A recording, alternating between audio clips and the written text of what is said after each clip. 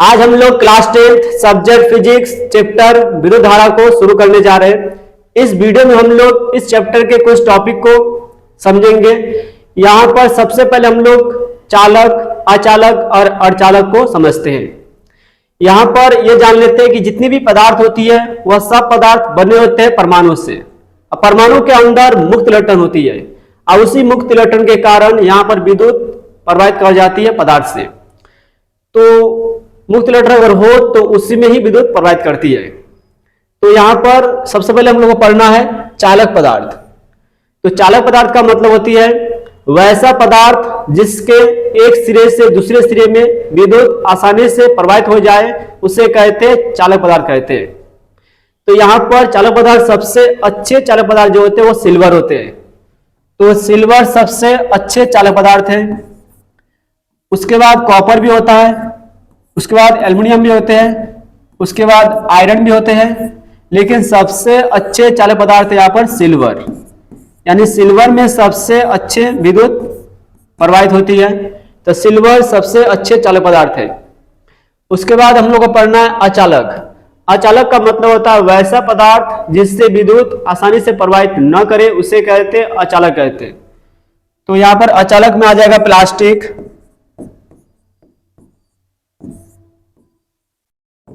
उसके बाद लकड़ी, उसके बाद पत्थर, ये सब अचालक पदार्थ है क्योंकि इससे विद्युत धारा प्रवाहित नहीं करती है। उसके बाद पढ़ना है अर्धचालक।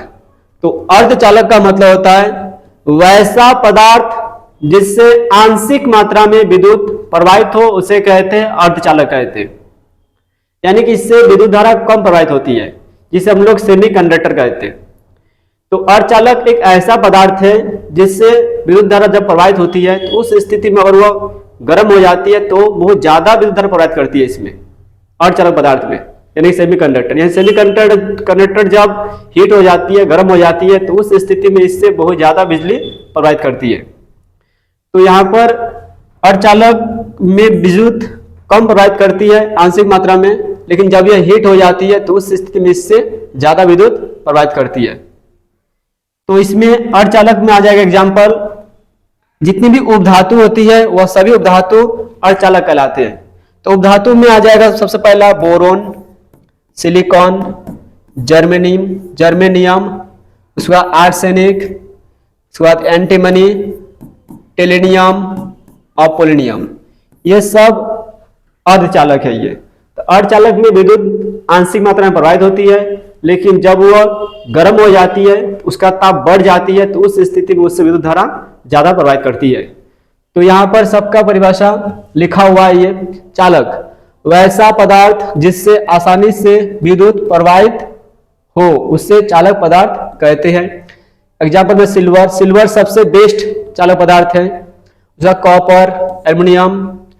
अचालक वैसा पदार्थ जिससे आसानी से विद्युत प्रवाहित नहीं हो उसे अचालक पदार्थ कहते हैं, जैसे पत्थर, प्लास्टिक, लकड़ी आदि। अर्धचालक यानी कि सेमीकंडक्टर, तो ऐसा पदार्थ जिससे विद्युत आंशिक का मतलब होता है बहुत कम मात्रा में, आंशिक मात्रा में विद्युत अगर प्रवाहित हो उसे कहते हैं अर्धचालक। एग्जाम्पल में आ जाएगा सभी उपधातु। तो उपधातु यहाँ पर लिखा हुआ boron, silicon, germanium, arsenic, antimony, tellurium और पोलोनियम। तो ये काफी इंपॉर्टेंट है। तो इसके बाद हम लोग को देखना है यहाँ पर, अभी हम लोग को देखना है विद्युत धारा। तो विद्युत धारा को समझने से पहले हम लोग एक चीज समझ लेते हैं। ये जो तार है वो तार बेलनाकार होती है, यानी कि तार इस प्रकार का होती है तार। ये तार बेलनाकार है। अगर हम इस तार को यहां से बीच से अगर काटें, तो यहां से काटेंगे तो यहां से काटने पर दो टुकड़ा होगा यहाँ पर। तो ये जो टुकड़ा हुआ है इसमें ये वृत्ताकार यहाँ पर एक हिस्सा बनता है, उसको बोलते हैं अनुप्रस्थ काट। यानी कि इस प्रकार का एक हिस्सा बनेगा, इसे कहते हैं अनुप्रस्थ काट कहते हैं। ये वृत्ताकार हिस्सा है ये।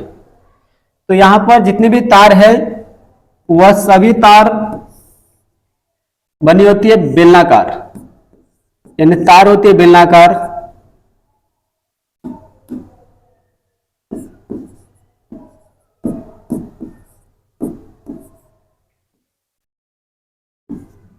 इस बेलनाकार तार के अंदर बहुत सारे वृत्ताकार हिस्सा होगा। इस वृत्ताकार हिस्सा को बोलते हैं अनुप्रस्थ काट।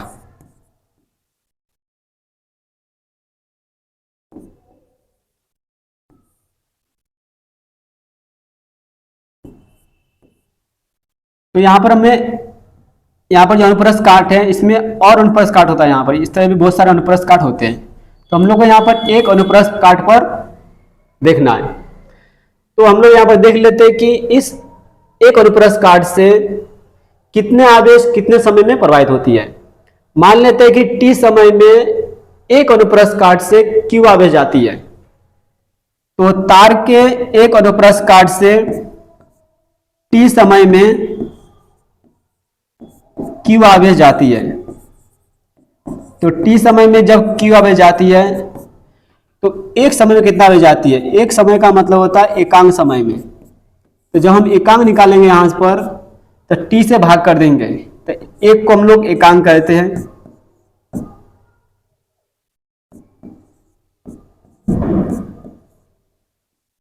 तो एकांक समय में जा रहा है q बाई टी आवेश जा रहा है। इसका मतलब है कि एकांक समय में एक अनुप्रस्थ काट से आवेश प्रवाह को ही विद्युत धारा कहते हैं।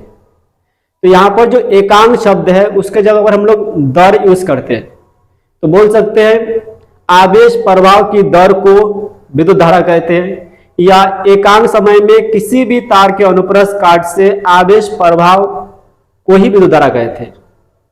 तो यहाँ पर विद्युत धारा का फॉर्मूला हो जाएगा q बाई टी। q मतलब आवेश और t माने समय। तो यहां पर विद्युत धारा का फॉर्मूला होगा आवेश बाई समय। जैसे यहां पर लिखा है विद्युत धारा फॉर्मूला आवेश बाई समय। इसका परिभाषा आवेश के प्रवाह की दर को, तो दर लगा है एकांक के लिए लगा है, एकांक बोलेंगे नहीं तो दर बोलेंगे यहां पर। तो आवेश प्रवाह की दर को विद्युत धारा कहते हैं। किसी चालक के किसी भी अनुप्रस्थ काट, किसी भी अनुप्रस्थ काट का मतलब होता है इसमें बहुत सारे अनुप्रस्थ काट होता है, तो किसी एक अनुप्रस्थ काट को लेना है। किसी भी अनुप्रस्थ काट से t समय में q आवेश प्रवाहित होती है। तो मान लिया कि t समय में q आवेश प्रवाहित हो रही है, तो दर का मतलब होता है एकांक में कितना होगा, एकांक में, एकांक का मतलब एक, तो एक का निकालेंगे t से भाग कर देंगे। तो जब भाग करेंगे t से तो आवेश बटा समय हो जाएगा। इसका मतलब है कि तब उस अनुप्रस्थ काट से प्रवाहित विद्युत धारा आवेश बाई समय। तो विद्युत धारा को हम लोग I कहते हैं, आवेश को Q कहते हैं, समय को T कहते हैं। तो I बराबर Q बाई T, या यहाँ से आवेश निकालेंगे तो समय को धारा से गुना कर देंगे। इसका मतलब है यहाँ पर आवेश अगर निकालते हैं तो धारा को समय से गुना कर देंगे, धारा गुना समय। तो ये भी एक फॉर्मूला हो गया। इसके बाद हम लोग अगला नेक्स्ट टॉपिक देखेंगे। अभी हम लोग देखना है कि एक एम्पियर को परिभाषित करें। तो यहां पर एम्पियर जो होते हैं वो विद्युत धारा का मात्रक होती है। तो हम यहां पर क्या कर रहे हैं, सबसे पहले विद्युत धारा का फॉर्मूला लिखते हैं। तो यहां पर विद्युत धारा का जो फॉर्मूला होती है, विद्युत धारा वो होती है आवेश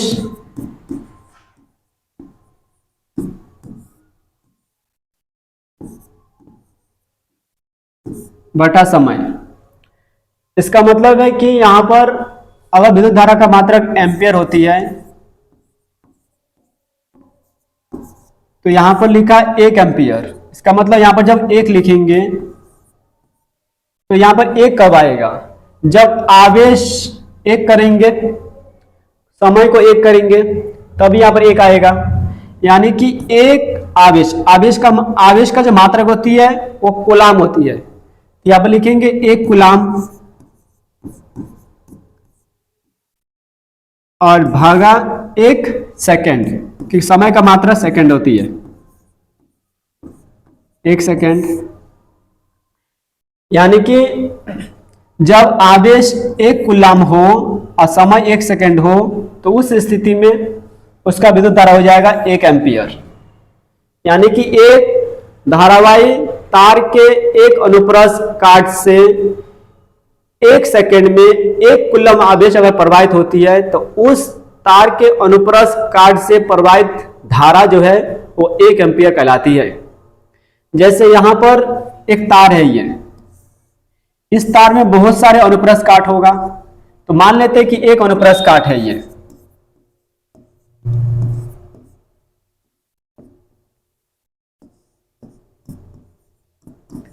इस अनुप्रस्थ काट से मान लेते हैं कि 1 सेकंड में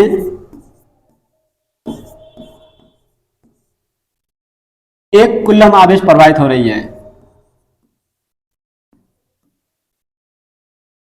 तो उस स्थिति में इस अनुप्रस्थ काट से प्रवाहित विद्युत धारा 1 एम्पियर हो जाएगी।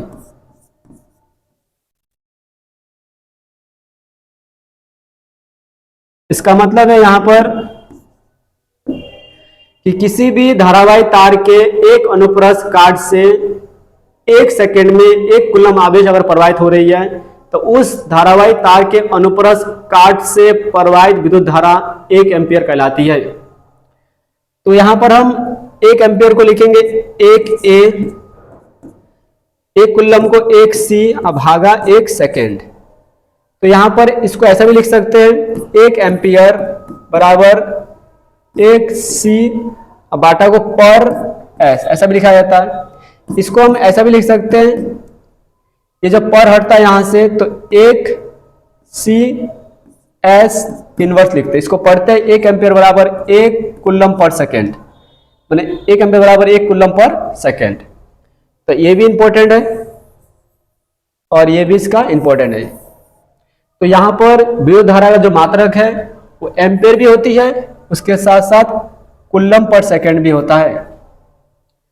तो 1 एम्पियर का जो परिभाषा है यहां पर इस तरह से कहेंगे, यदि किसी विद्युत परिपथ के किसी अनुप्रस्थ काट से 1 कूलम आवेश प्रति सेकंड का मतलब होता है 1 सेकंड में प्रवाहित हो तो परिपथ में प्रवाहित धारा 1 एम्पियर होती है। यानी कि विद्युत धारा का फॉर्मूला आवेश बटा समय, विद्युत धारा का मात्रक एम्पियर होता है।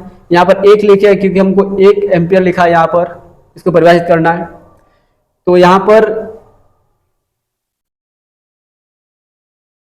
पर हो जाएगा 1 एम्पियर बराबर 1 कूलम भागा 1 सेकेंड। तो 1 एम्पियर को 1 ए लिखे, 1 कूलम पर एस। जब पर हटता है ये सिंबल हटता है तो यहाँ पर एस इनवर्स लिखाता है। इसको पढ़ते हैं 1 एम्पियर बराबर 1 कूलम पर सेकेंड ही पढ़ते हैं। इसको इनवर्स एस इनवर्स बोलते हैं इसको। इसको पढ़ा जाता है 1 एम्पियर बराबर 1 कूलम पर सेकेंड। इस प्रकार से हम लोग इसको याद रखेंगे। इसके बाद हम लोग अगला टॉपिक को देख रहे हैं। यहां पर विद्युत धारा का एसआई मात्रक देखना है। तो यहां पर किसी भी राशि का एसआई मात्रक जानने से पहले उसका फॉर्मूला लिखा जाता है। तो यहां पर विद्युत धारा का पहले हम फॉर्मूला लिखते हैं, उसका बाद उसका एसआई मात्रक निकालेंगे। तो इसमें विद्युत धारा का जो फॉर्मूला होती है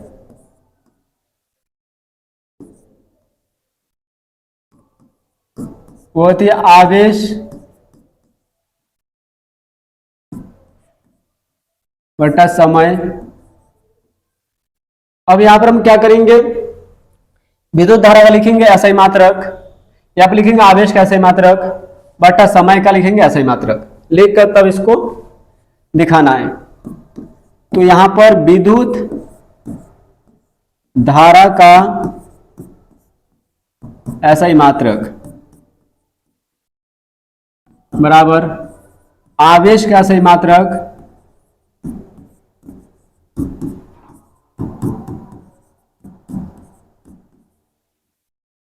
भागा समय का एसआई मात्रक, समय का एसआई मात्रक। तो यहां पर आवेश का जो एसआई मात्रक होती है वो होती है कूलाम, लिखेंगे यहां पर कूलाम।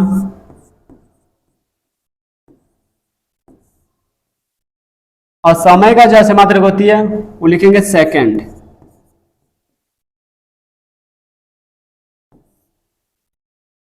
उसके बाद इसको कूलाम पर सेकंड में लिखा जाता है, इसको लिखेंगे कूलाम पर सेकंड। ये हो गया विद्युत धारा का ऐसा ही मात्रक, कूलाम पर सेकंड। इस कूलाम को हम लोग लिखते हैं यहां पर C पर सेकंड, ऐसे लिखते हैं, या इसको C पर हटेगा तो सेकंड लिखकर इनवर्स लिख देंगे। यहां पर सेकंड को C पर S भी लिखा जाता है, यहां पर सेकंड को C पर S ऐसा भी लिखा जाता है। इसको पढ़ते हैं कूलम पर सेकंड। यहाँ पर ये जो पर का सिंबल है, ये सिंबल ये जब हटता है ना यहाँ पर, तो उस समय यहाँ पर माइनस लगता है। जैसे यहाँ से ये सिंबल हट गया, माइनस आ गया, ये सब मात्रक हो गया, विद्युत धारा का मात्रक। तो इसमें विद्युत धारा का और एक मात्रक होती है जिसे कहते हैं एम्पियर कहते हैं। यह विद्युत धारा का मात्रक जो एम्पियर है वो आंद्रे मैरी एम्पियर एक वैज्ञानिक है, उसके सम्मान पर रखा गया है। यहाँ पर विद्युत धारा एक अदिश राशि है, क्योंकि विद्युत धारा में किसी प्रकार का दिशा नहीं होती है, सिर्फ परिमाणी होती है। तो इसमें एक चीज हमको जानना है कि विद्युत धारा एक अदिश राशि है। क्या लिखेंगे? विद्युत धारा एक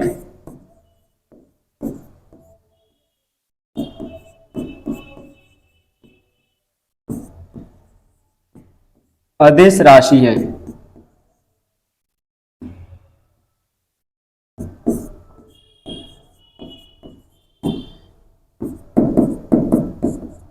क्योंकि विद्युत धारा में किसी प्रकार का दिशा नहीं होती है।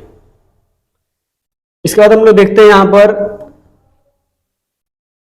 विद्युत धारा का ऐसा ही मात्रक Andre Marie ampere. Andre Marie ampere एक वैज्ञानिक है, उसके सम्मान पर विद्युत धारा का ऐसा ही मात्रक एम्पियर रखा गया है।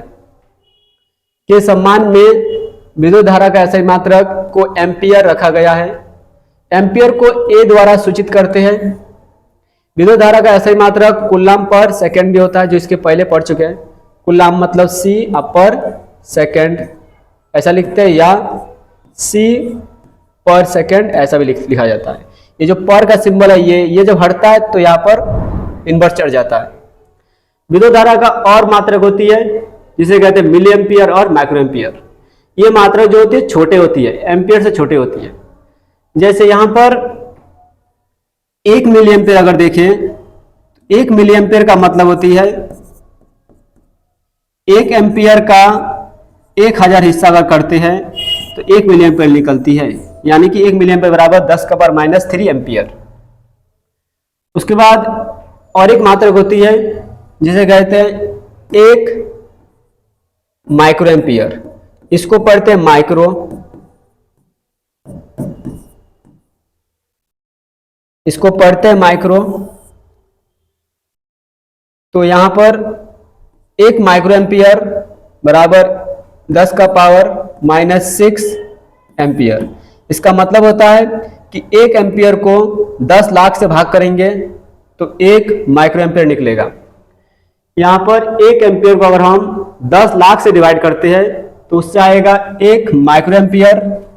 1 एम्पियर को अगर हम भाग कर दे 10⁻³ का मतलब होता है, इसको उल्टा करने पर आ जाएगा। इसको उल्टा करेंगे तो 1 एम्पियर लिखेंगे ऊपर और नीचे आ जाएगा 10⁻³ इसका मतलब है 10⁻³ का मतलब 1000। 1000 भाग करेंगे तो ये आएगा 1 मिली एम्पियर आएगा।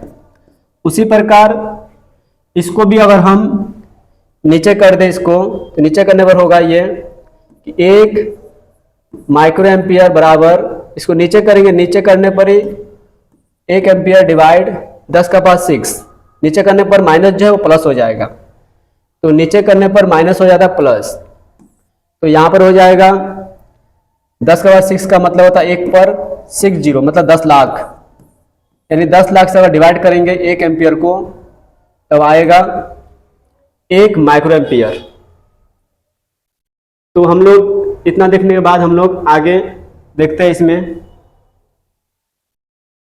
अभी हम लोग देखेंगे विद्युत धारा की दिशा। तो यहां पर विद्युत धारा की जो दिशा होती है वह प्रचलित प्रथा के अनुसार विद्युत धारा उच्च विभव से निम्न विभव की ओर जाती है। तो पहले से यह चलता आ रहा है कि विद्युत धारा की जो दिशा होती है वो उच्च विभव से निम्न विभव की ओर जाती है। तो यहाँ पर ये एक सेल है, ये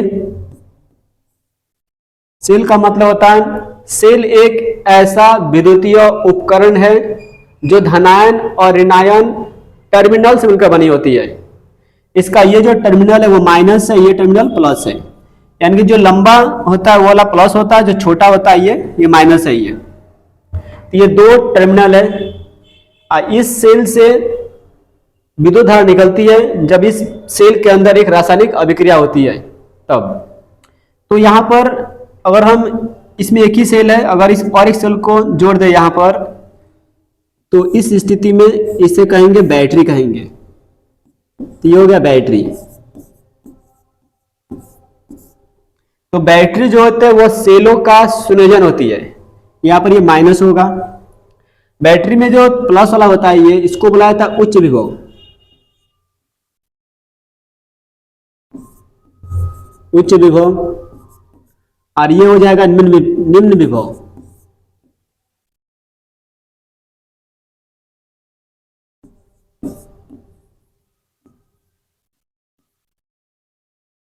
ये उच्च विभव और निम्न विभव का जो अंतर होते हैं डिफरेंट, जितना ज्यादा होगा उतना ही इस बैटरी का जो वोल्टेज है अधिक हो जाएगा।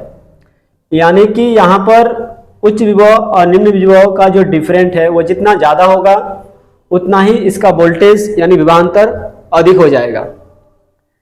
तो अगर हम यहाँ से एक तार जोड़ दें इस तरह से, और तार जोड़कर एक बल्ब जोड़े इस तरह से बल्ब, तो उस स्थिति में विद्युत धारा जो है वह प्रचलित प्रथा के अनुसार उच्च विभव से निकलकर निम्न विभव की ओर गमन करती है, यानी कि यहां से निकलकर इधर जाएगी।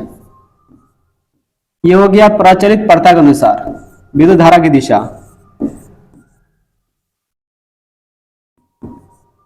तो प्रचलित प्रथा के अनुसार विद्युत धारा जो होते हैं वह उच्च विभव से निकलकर निम्न विभव की ओर जाती है। तो ये हो गया प्रचलित प्रथा। लेकिन इधर से निकलकर कुछ नहीं जाती है। एक्चुअली होता है कि यार इस तार में बहुत इलेक्ट्रॉन होती है, और इसमें कुछ इलेक्ट्रॉन जो होता है फ्री इलेक्ट्रॉन होती है। अब वो फ्री इलेक्ट्रॉन जो होते हैं यानी कि मुक्त इलेक्ट्रॉन, वह मुक्त इलेक्ट्रॉन निम्न विभव से निकलकर उच्च विभव की ओर गति करती है, यानी कि इधर से निकलकर इधर जाती है। तो यहां से निकलकर इधर जाती है। तो ये सब इलेक्ट्रॉन है, ये सब इलेक्ट्रॉन यहां से निकलकर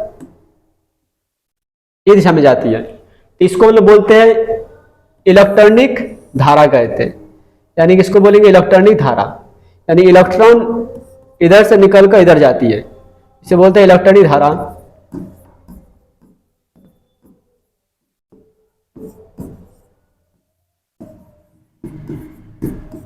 इसे इलेक्ट्रॉनिक धारा कहते हैं, और ये इलेक्ट्रॉनिक धारा के चलते ही इस तार में करंट आ जाती है। इधर से कुछ नहीं जाती है, एक्चुअली इधर से जाती है सब, और ये हो गया इलेक्ट्रॉनिक धारा। लेकिन हम लोग प्रचलित धारा को दिखाते हैं। प्रचलित धारा,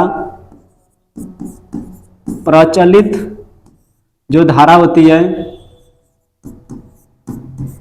वह निम्न उच्च विभव से निकलकर निम्न विभव की ओर जाती है, इधर जाती है, यही हम लोग दिखाते हैं इसमें।